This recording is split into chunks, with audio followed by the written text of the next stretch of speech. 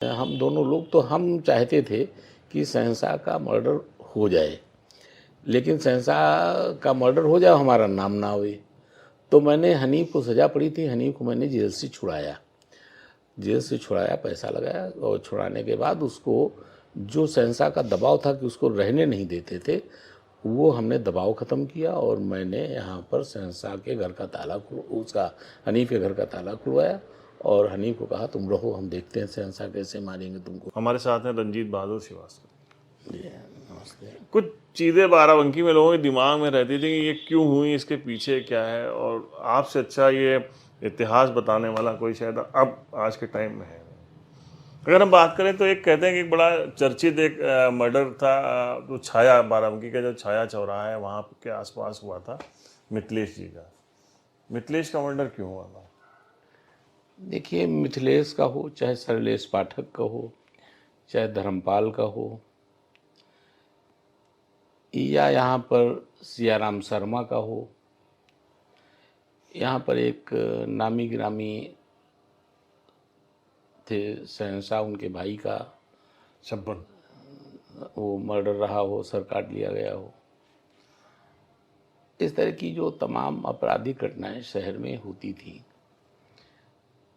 तो इसमें एक बड़ा रीजन पहले आप समझ लीजिए। अपराध पहले अपराध की परिभाषा समझिए। मैं बताना चाहता हूँ, अपराध दो तरह का होता है। एक अपराध होता है आर्थिक अपराध, जिस श्रेणी में राजन आता है, डकैत आता है, फिरौती मांगने वाला आता है, इस टाइप के लोग, चोर आते हैं, ये अपराध है, ये आपराधिक अपराध की श्रेणी में आता है। पेशेवर। हाँ, ये इनको हम लोग बदमाश कहते हैं अपनी भाषा में। और दूसरे जो जिनके मर्डर की बात आप कर रहे हो, ये अपराधी की श्रेणी में रहते हुए, अपराध की श्रेणी में रहते हुए भी अपराधी नहीं थे। ये रंगबाज थे, रंगबाज थे ये। और रंगबाज दूसरे की रंगबाजी को बर्दाश्त नहीं करता है। रंगबाज में तो मूंछ का झगड़ा है ना, तो दूसरे की रंगबाजी बर्दाश्त नहीं करता है, उसमें फिर फैसला होने लगता है। जी। तो वही मर्डर, दानी महाराज का मर्डर, इस तरह से तमाम कत्ल पहले भी होते थे। करिया सिंह, राजेंद्र सिंह, मतलब हम आपको इसलिए बता रहे हैं कि हम लोगों ने जो सुने, जो हमारे सामने वो चर्चा में आए, उसमें एक तो मिथिलेश का मर्डर, इसके पीछे कारण क्या था ये हम थोड़ा सा। बस रंगबाजी, कोई लड़ाई नहीं, कोई। और ग्रुप कौन था, ये ग्रुप कौन था मरवाने वाला? देखिए, ग्रुप ऐसा है, नाम जो पहले चलते थे, जैसे आपने बताया कि हर चीज में हमारा नाम आता था, तो पहले हर चीज में यहाँ पर शहंशाह का नाम आता था। अच्छा। यहाँ जो है डान जो सबसे पहले माने जाते थे, और एक बड़ी खुशकिस्मती उनकी ये रही कि सब चीज में नाम आता था और शहंशाह मियाँ जेल नहीं गए एक बार भी जेल नहीं गए। उन्हीं के भाई का मर्डर हनीफ ने कर दिया था। अच्छा, हाँ, ये हनीफ शहंशाह के ही टाइम का, बाराबंकी में उनका भी दबदबा उसी टाइम में हुआ। देखिए, हनीफ का कोई दबदबा नहीं था जी। हनीफ आपराधिक बदमाश था, अपराधी था, और स्वयं अपने हाथ का करता था। अच्छा। स्वयं अपने हाथ का करता था, करने वाला था। तो वो आता था, अपराध करके भाग जाता था। शहंशाह के भाई का मर्डर कहते हैं कि वो किसी होटल से उठा के लेके गया, फिर गर्दन काट के, ये क्या वो है? भी केवल अपना दबदबा कायम करने के लिए। क्या कहानी थी? कोई कहानी नहीं। हनीफ के किसी भी क्राइम की कोई कहानी नहीं है। अच्छा। हनीफ ने जो कुछ भी किया वो या तो अपना दबदबा बनाने के लिए किया, जैसे वो हमें से लड़ गया, तो वो हमें मार के अपना दबदबा बनाना चाहता था। पहले शहंशाह वाला बताइए। नहीं, शहंशाह का भी ये जो उनके भाई का मर्डर हुआ, वो किसी वजह से नहीं हुआ, न किसी का बदला लिया उसने, न उसकी शहंशाह की कोई लड़ाई थी। अच्छा, ये कहते हैं, अच्छा, शहंशाह का दबदबा था तो उनका दबदबा खत्म करने के लिए ये कौन सा होटल था जहाँ से उठा ले गया? रसीले होटल रसीले कहलाता था यहाँ पर, अच्छा, रसीले होटल पास वहाँ से लेके गया, उसके बाद कहीं ले जाके शायद बस इसी ये सतप्रेमी नगर से जंगल था, यहीं ले जाके जवरिया नाला पे मार दिया, काट दिया सब, गर्दन काट दी थी। गर्दन काट तो ली थी। इसके प्रतिरोध में क्या हुआ फिर? नहीं, इसके प्रतिरोध में ये हुआ कि हनीफ यहाँ से छोड़ छाड़ के भाग गए, इनका दबाव बढ़ा, ये मारने के लिए तलाश करने लगे, ये यहाँ से भाग लिया। नहीं कोई फिरौती का ऐसा कोई केस उसके उसमें नहीं आया, छोटे मोटे कुछ ऐसे। फिर आपसे दुश्मनी कैसे होती है? हमारी कोई उसकी दुश्मनी नहीं, हमारी थोड़ी बीच में कहना नहीं चाहते, शहंशाह भाई हमारे अच्छे मित्र थे, बहुत अच्छे दोस्त थे, उनके भाई जलील उनके छब्बन हमारे दोस्त थे, चंद थे, उनके बड़े भाई सिद्दीक हमारे दोस्त थे, हम उनके घर जाते थे, रुकते थे।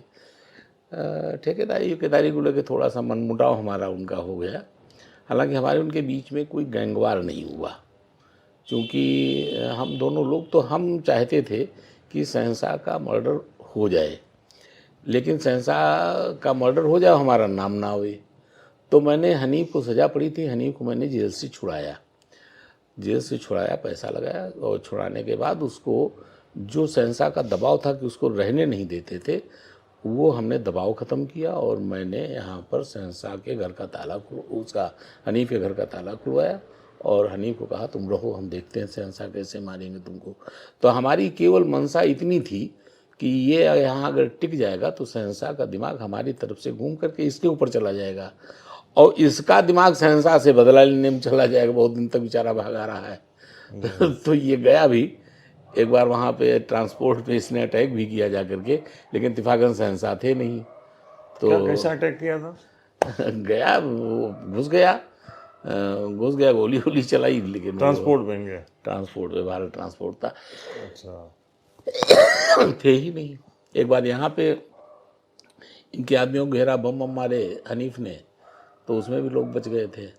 तो कुल मिलाकर के वो सक्सेस नहीं हुआ। वो जब सक्सेस नहीं हुआ तो उसकी थोड़ी सी नीयत बदल गई, वो उसको लोगों ने समझाया, कहाँ शहंशाह बुझे चिराग हैं, शहंशाह वैसे दब चुके हैं, तुम लाले को मार दो सीधे सीधे, हमें लोग लाला कहने लगे थे, तो तुम्हारा ज़्यादा दबदबा हो जाएगा। तो हमारे चक्कर में पड़ गया, अच्छा, हमारे चक्कर में पड़ गया। तो खैर आप जानते, फिर उस पीरियड में इनका जो, जैसे आप बताते तो इनका फिर कंप्रोमाइज हो गया क्या आपका शहंशाह का जो? मैंने बताया कि शहंशाह से हमारी दोस्ती पहले से भी थी, नहीं जो और हनीफ इनके वाला घर के मैटर हुआ और इनके घर के सारे लोग मतलब थोड़ा सा मेरी नाराज़गी एक और हो गई थी कि डॉक्टर सोहनलाल पे जलील ने हथगोला फिकवा दिया।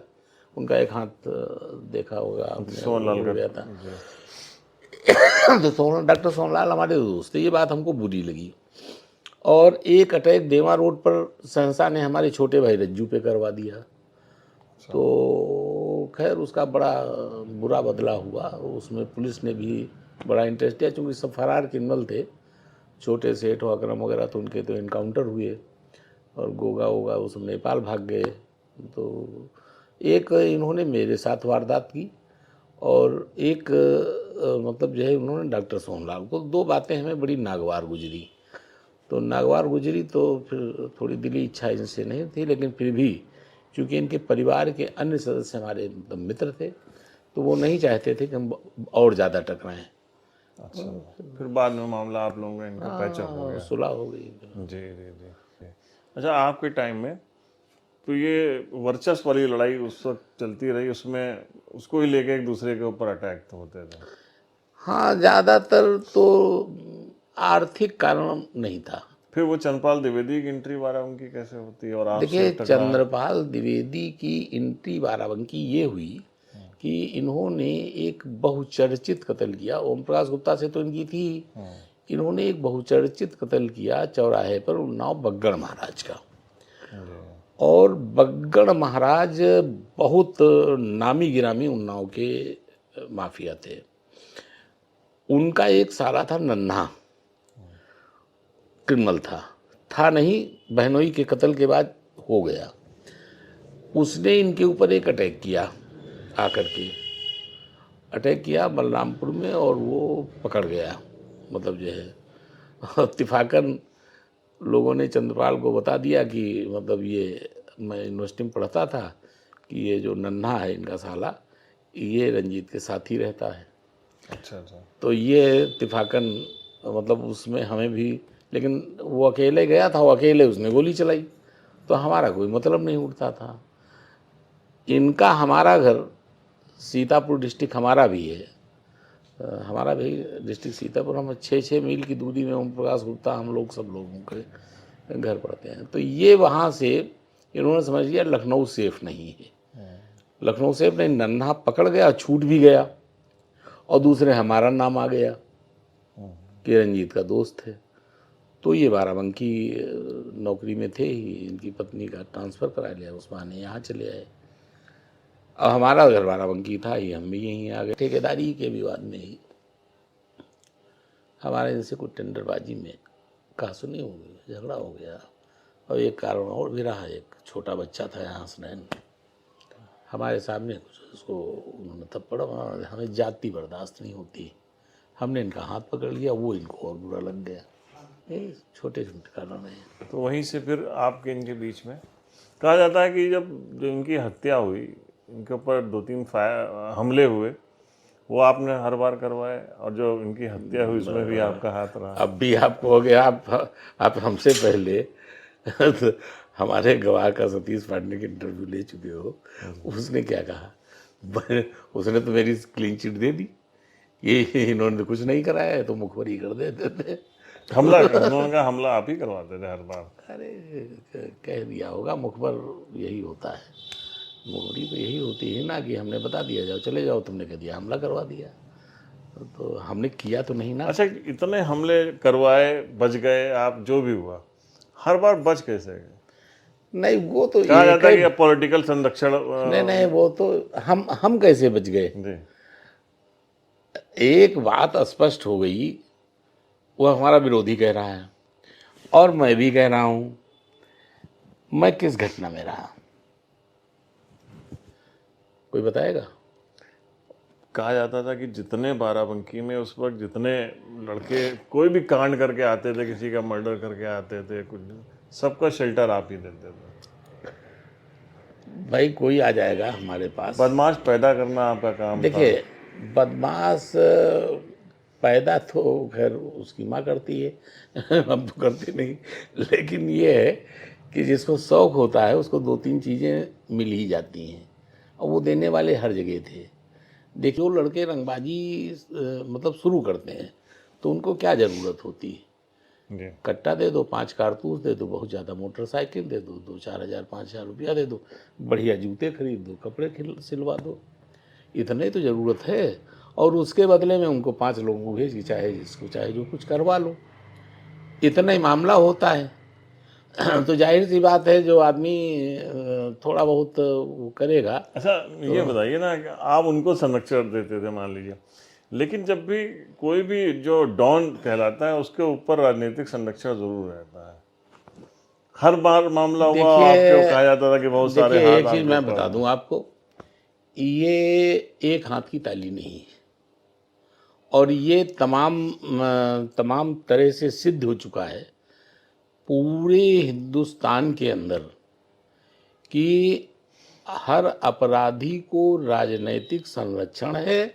बड़े अपराधी, अपराधी का मतलब ये नहीं मैं समझ गया, ये जो बड़े डकैत है, रंगबाज।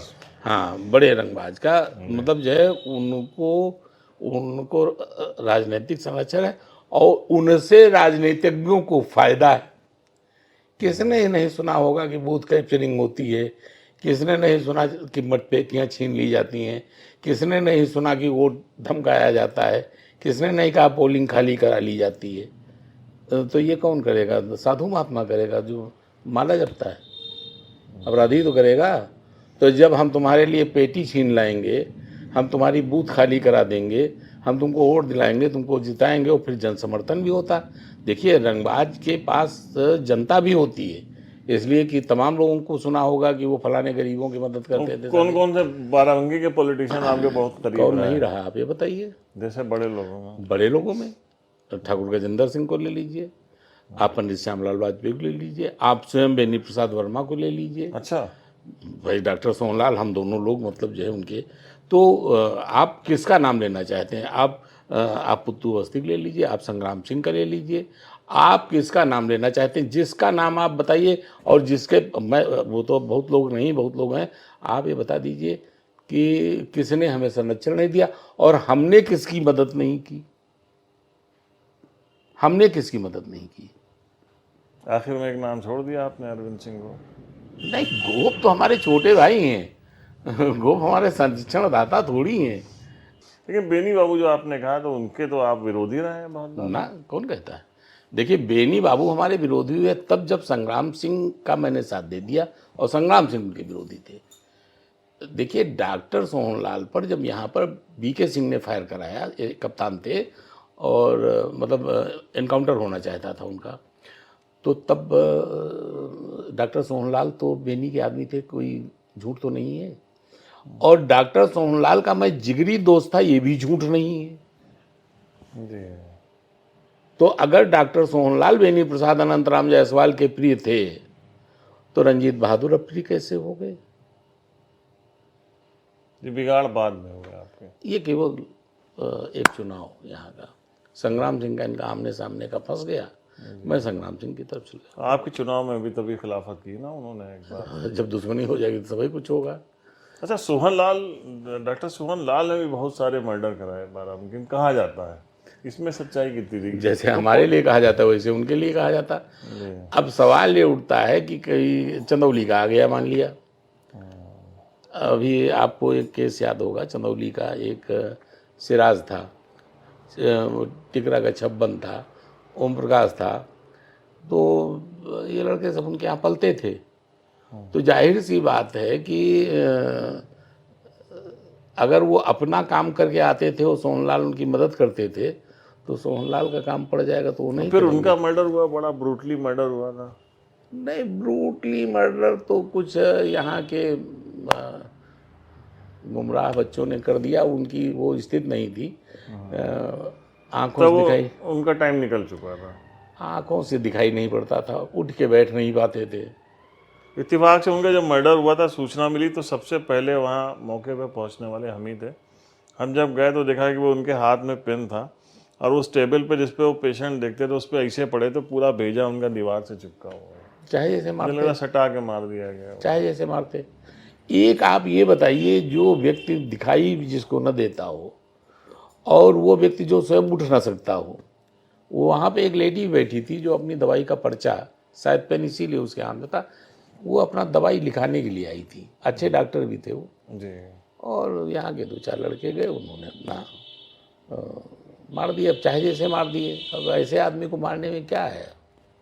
जो सतीश पांडे ने इंटरव्यू दिया था, कई बार उन्होंने कहा कि हर बार आप गवाही न दें, इसलिए उनके ऊपर अटैक कराते रहे। तो गवाही ने क्या कर लिए?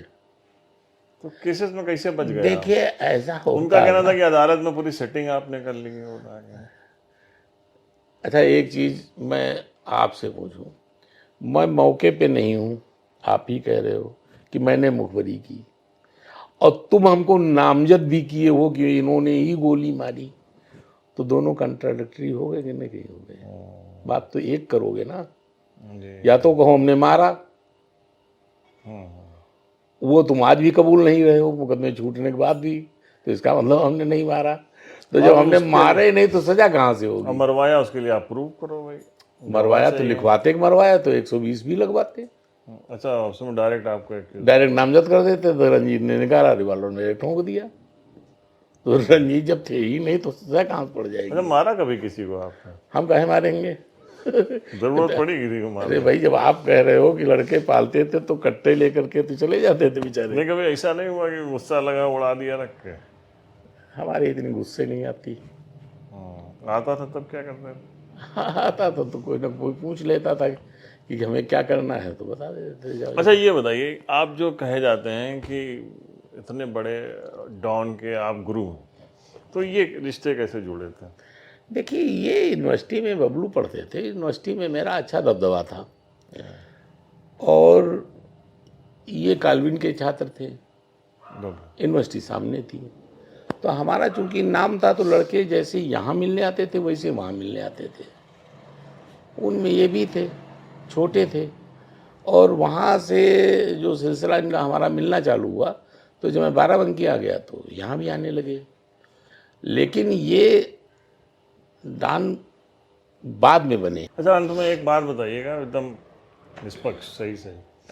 कहते हैं कि बाराबंकी में एसपी आए थे ब्रजलाल, वो एकदम आपको निपटा देना चाहते थे, उसकी हकीकत क्या है? वही जो राजनीति की बात आप करते हो, भाई ब्रजलाल कप्तान थे, हमारा उनका कोई झगड़ा तो हो नहीं सकता था। जी। उनका पुत्तू का झगड़ा हुआ, और उस समय मैं किस पुत्तू का बात को राइट, लेके वो बात है झगड़ा? पुत्तू का ब्लॉक प्रमुखी के चुनाव को लेकर के शायद ये रानी कनौजिया किसी का चुनाव था, तो उसमें काउंटिंग में कुछ ये मतलब घपलेबाजी का मामला था, तो पुत्तू तहस वाले आदमी थे, जी, उन्होंने शायद रिवाल्वर वगैरह निकाल ली। जी, तो पुत्तू को भी ये निपटाना चाहते थे, हमको तो निपटाना ही चाहते। पुत्तू के मैं राइट में था, तो इन्होंने सोचा रंजीत पर हाथ डालेंगे तो पुत्तू और खुलेंगे, और हम पर डाला उन्होंने, हम पर हाथ उन्होंने डाला, लेकिन पुत्तू थोड़ा मतलब शक्तिशाली इनकाउंटर थे। कराना चाहते थे आपका? वो जानते थे कि मैं मारूंगा तो पुत्तू और तिल मिला जाएंगे, तो पुत्तू और तिल मिला जाएंगे तो पुत्तू को भी निपटाने का मौका मिल जाएगा। मतलब हम फिर वही पॉलिटिकल वाली बात आ गई। जी, तो हमारा इतना पॉलिटिकल अच्छा लिंक था, ये वहाँ से ला नहीं पाए थे हमको, ये राजा जी पुरम से यहाँ तक। रामचंद्र भगत सिंह विधायक कोतवाली के गेट पर मिले, वहाँ के प्रमुख सचिव का इनके पास फोन आ गया, पुत्तू राम अवतार दीक्षित दोनों विधायक नारायण दत्त तिवारी के घर पर पहुँच गए कि मार डालेंगे। 1 घंटे के अंदर सैकड़ों वायरलेस आ गए इनके पास कि रंजीत बहादुर को सुरक्षित रखता है, ब्रजलाल क्या मारते हमको। अच्छा, बाद में राजेश पांडे एडिशनल एसपी जिस वक्त बाराबंकी थे, वो भी आप, तब भी उन्होंने बड़ा देखिए, हमने बताया कि गोप हमारे छोटे भाई हैं, तब तक गोप बहुत पावरफुल हो चुके थे, जी, और गोप ने बता दिया कि इतना गलत मत करिएगा। वो किस वजह से आए थे निशाने में? वो दरअसल थोड़ा सा ब्राह्मणवाद में पड़ गए थे, कहना नहीं चाहिए, पुलिस वैसे किसी को होती नहीं, लेकिन उन्होंने कुछ हमारे जो अपोनेंट थे, हालांकि अब नहीं है अपोनेंट, अब तो सुलह हो गई, कहना नहीं चाहिए, वो उनसे कुछ सौरभ द्विवेदी को थोड़ा सा कुछ अपना रिलेशन निकल आया होगा, जो भी निकल आया होगा। अच्छा, वो पुराना उसमें चाहते थे कि निपट जाएं, तो लेकिन कर नहीं पाए। जो चीज़ आप कुल मिला के जानना चाहते हो, हमारा ये जो शरीर है, मैं ये तो नहीं कहता हूँ कि नेता हमारी बदौलत रहे, लेकिन हमारा ये शरीर नेताओं की बदौलत है।